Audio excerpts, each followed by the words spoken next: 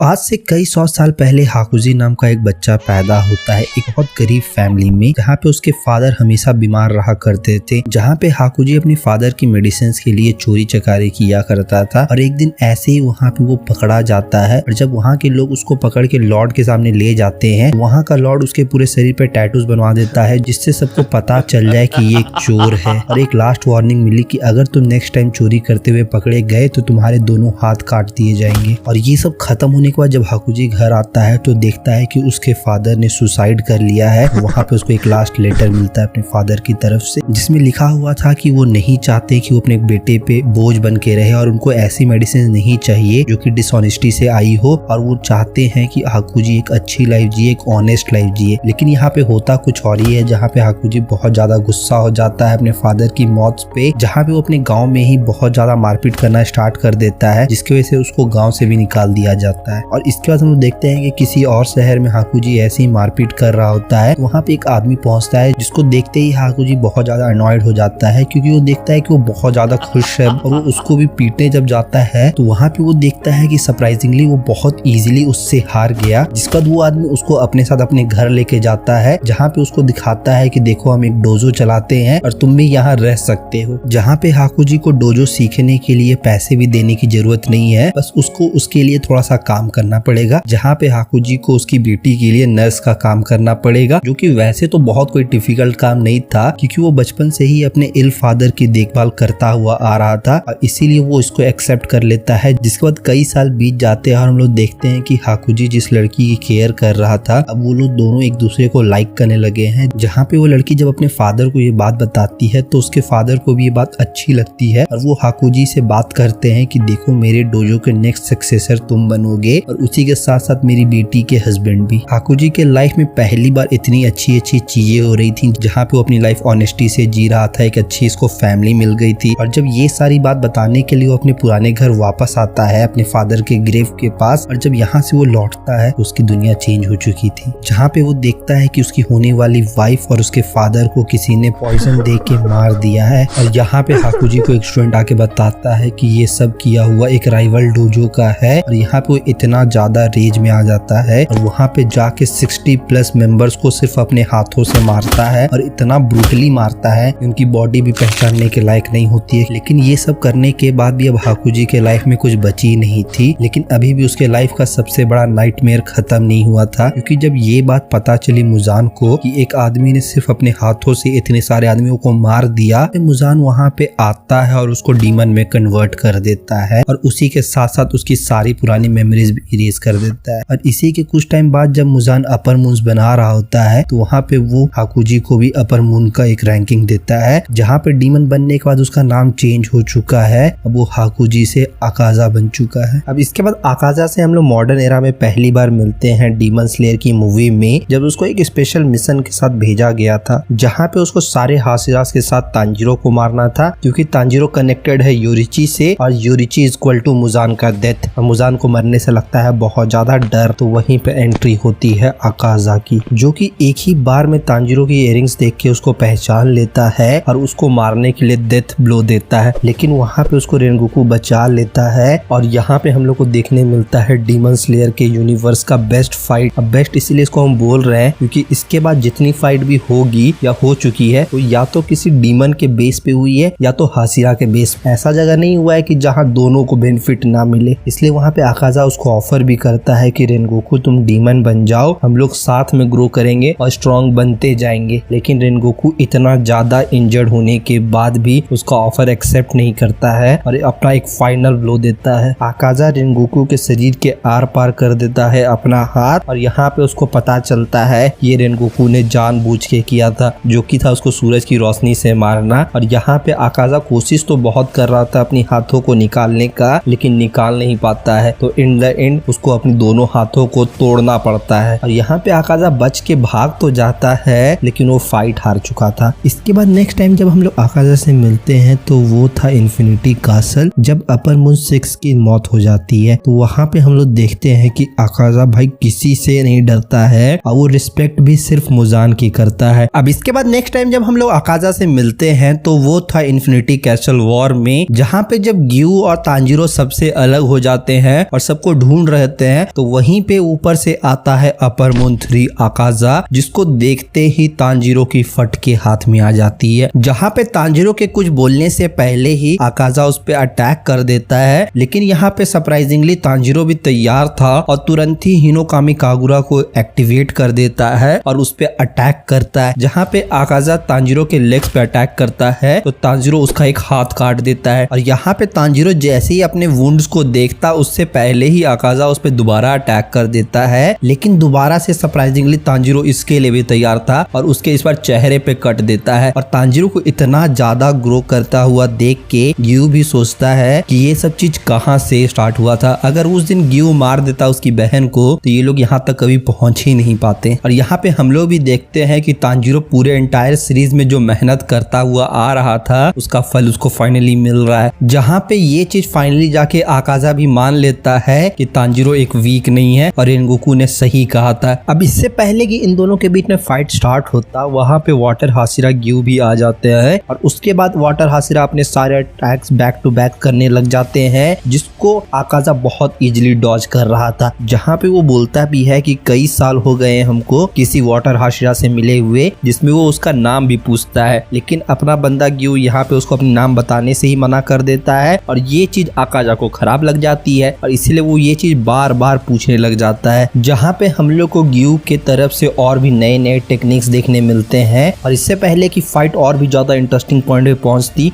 उसमें तांजीरो भी कूद जाता है। जहाँ पे तांजीरो को आकाजा अपनी स्पीड से चौंका देता है और उसको पीछे से जब अटैक करने आता है तो वहाँ पे उसको वाटर हाशिरा के बचाते हैं। अब यहाँ भी बचने के बाद तांजीरो उसके पैरों पे अटैक करने की कोशिश करता है, लेकिन फिर वहाँ पे उसको लात खाना पड़ता है, जहाँ पे ये अटैक तांजीरो को बहुत ज्यादा डैमेज करता है। और इधर जब आकाजा ग्यू से उसका नाम पूछ रहा होता है और वो उसको नहीं बता रहा होता है, वहाँ पे आकाजा ग्यू को एक किक में बहुत दूर फेंक देता है और इधर हम लोग देखते हैं कि बस तांजीरो और आकाजा ही बचे हैं। लेकिन आकाजा के नेक्स्ट अटैक आने से पहले ही तांजीरो उस पे अटैक करने की कोशिश करता है, जहाँ पे उसको जवाब में भी एक डिस्ट्रक्टिव ब्लो मिलता है। जहाँ पे वो तांजीरो का इतना रैपिड ग्रोथ देख के इम्प्रेस होता है और बोलता है कि अच्छा हुआ कि उस दिन हम तुमको नहीं मारे, क्योंकि उस दिन तुम कितना वीकलिंग जैसा जमीन पे पड़े हुए थे और वो जो रेनगोकू था अच्छा हुआ कि वो भी मर गया, क्योंकि उस पॉइंट के बाद से वो स्ट्रांग हो ही नहीं सकता था, क्योंकि उसकी सोच एक ह्यूमन वाली सोच थी। जहाँ पे ये सारी बातें सुन के तांजीरो बहुत ज्यादा गुस्सा हो जाता है। जहाँ पे वो आकाजा को बोलता भी है कि तुम भी तो कभी बच्चे रहे होगे, तुम्हारे लाइफ में भी तो एक ऐसा मोमेंट आया होगा कि तुम हेल्पलेस थे और तुमको दूसरों की मदद चाहिए होगी। और फिर यहाँ पे हम लोग को देखने मिलता है कि आकाजा को उसकी ह्यूमन लाइफ का मेमोरीज धीरे धीरे वापस मिलने लगता है। जहाँ पे आकाजा अपने आप को वापस से होश में लाता है और तांजीरो पे गुस्सा होके उस पे अटैक करने आता है। और इस बार जब आकाजा उस पे अटैक करता है तो उसके सारे मूव, सारे अटैक्स एक किलिंग मोटिव के साथ आ रहे थे, जो कि इतना ज्यादा फास्ट था कि तांजीरो उसको मैच ही नहीं कर पाता। जहाँ पे तांजीरो ट्राई भी करता है हिनोकामी कागरा यूज करने का, लेकिन उसके ब्लेड को ही आकाजा रोक लेता है। और वहाँ पे तांजीरो अपने को छुड़ाने के लिए अपना लेजेंडरी मूव यूज करता है हेडबट वाला, लेकिन उससे भी उसका काम नहीं बनता है। जहाँ पे लास्ट में उसके रेस्क्यू के लिए आता है वाटर हाशिरा ग्यू। और यहाँ पे ग्यू सिर्फ वापस नहीं आया था, उसके पास डीमन स्लेयर का मार्क भी अवेकन हो चुका था, जिसकी वजह से अब वो और भी ज्यादा आकाजा की स्पीड को मैच कर पा रहा था और उसको इंजर्ड कर पा रहा था। लेकिन इतना करने के बाद भी आकाजा को मारने के लिए ये इनफ नहीं था। और उसी मोमेंट पे तांजीरो को अपने फादर की बात याद आती है, जहाँ पे उसके फादर उसको हिनोकामी कागुरा के बारे में बता रहे होते हैं और एक दिन दिखाते हैं कि कैसे उसके फादर ने बस एक कुल्हाड़ी से एक बड़े से भालू को मार दिया। जहाँ पे उसके फादर ने उसको वो टेक्निक सिखाई जिसकी मदद से वो सब चीजों को एक्सरे विजन की तरह देख सकता है। जहाँ पे इस टेक्निक को तांजीरो एक बार पहले भी यूज कर चुका था अपर मून 4 को मारने के लिए, लेकिन जब इस बार वो खुद से ये चीज को एक्टिवेट करता है। और इधर हम लोग देखते हैं कि ग्यू थकने लगा है, उसकी स्पीड घटने लगी है और उसके एक ब्लो में उसका तलवार भी तोड़ देता है। जहाँ पे ग्यू मरने ही वाला होता है, लेकिन फिर तांजीरो अपने न्यू पावर के साथ वहाँ आता है, ग्यू को बचाता है। जहाँ पे आकाजा को पता भी नहीं चलता है कि तांजीरो कब आया और उसका हाथ काट देता है। जहाँ पे तांजीरो के इस नए फॉर्म को देख के दोनों आकाजा और ग्यू चौंक जाते हैं, जहाँ पे आकाजा समझ जाता है कि तांजीरो का जो ये वाला वर्जन है ये खतरनाक है और इसको हमको जल्दी मारना पड़ेगा। जहाँ पे वो उसको मारने की कोशिश तो करता है, लेकिन तांजीरो जिस स्टेट में जा चुका है, जो चीज ग्यू जैसे हाशिरा के लिए बहुत ही ज्यादा फास्ट हो चुका है, वो तांजीरो के लिए स्लो से भी स्लोअर वाले वर्जन पे चल रहा है। जहाँ पे हम लोग देखते हैं कि आकाजा एक बार फिर से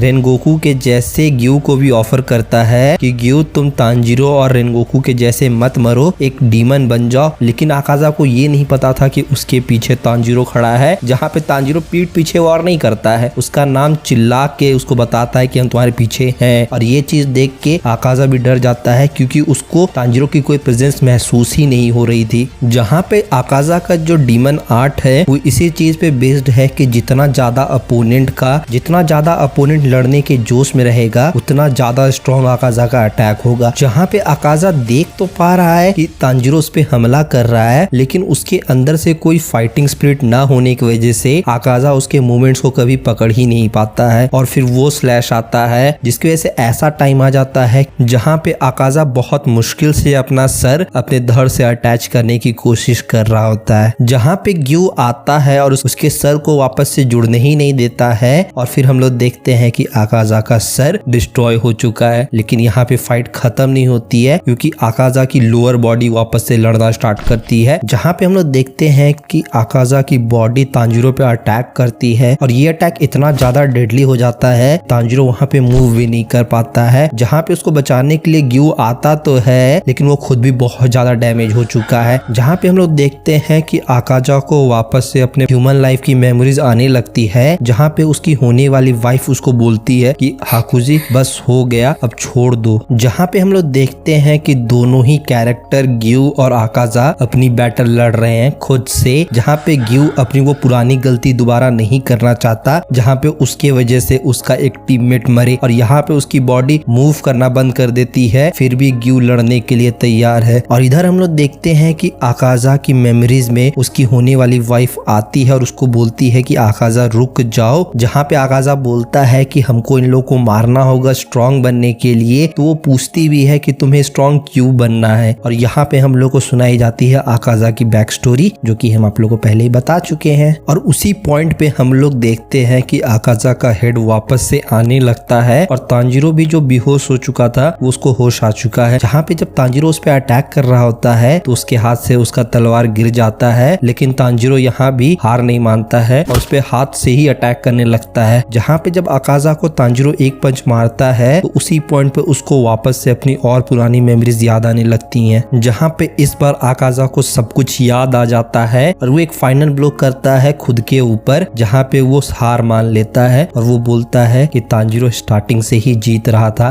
और हम हार रहे थे। लेकिन उसकी बॉडी रीजनरेट करना बंद नहीं करती है। जहाँ पे मुजान उसको मरने नहीं दे रहा होता है, लेकिन उसकी फियांसे उसको बचाती है और फिर वहाँ पे आकाजा एक स्माइल के साथ चला जाता है। जहाँ पे अनकॉन्शियस वर्ल्ड में आकाजा को वो सारे लोग मिलते हैं, उसकी फियांसे, उसके फादर इन लॉ, उसके फादर, जो बोलते हैं कि आकाजा बस हो गया, अब तुम रेस्ट कर सकते हो। और इसी के साथ पूरे डीमन स्लेयर में इकलौता ऐसा डीमन जिसको कोई मार ना सका हो, उसकी कहानी खत्म होती है। तो बस भाई लोग आज के इस वीडियो के लिए इतना ही। अगर वीडियो थोड़ी सी भी अच्छी लगी हो तो वीडियो को लाइक करना, शेयर करना, चैनल को सब्सक्राइब करना और कमेंट सेक्शन में बताना कि तुमको ये वीडियो कैसी लगी। तुम लोग को इतना डिटेल्ड वीडियो पसंद आता है कमेंट में जरूर बताना। और इतनी बड़ी वीडियो बनाने के लिए भाई एक लाइक तो हम डिजर्व करते ही हैं। हाँ, हो सकता है कहीं कहीं पे तुमको वीडियो बोरिंग लग सकती है, ऑनेस्टली बोलेंगे, लेकिन हम ट्राई करेंगे उसको इम्प्रूव करने का। इसलिए लाइक जरूर करना और कमेंट में बताना कि हमको इम्प्रूव और कहाँ करना चाहिए। तो बस भाई लोग मिलते हैं किसी और वीडियो में, तब तक के लिए पीस।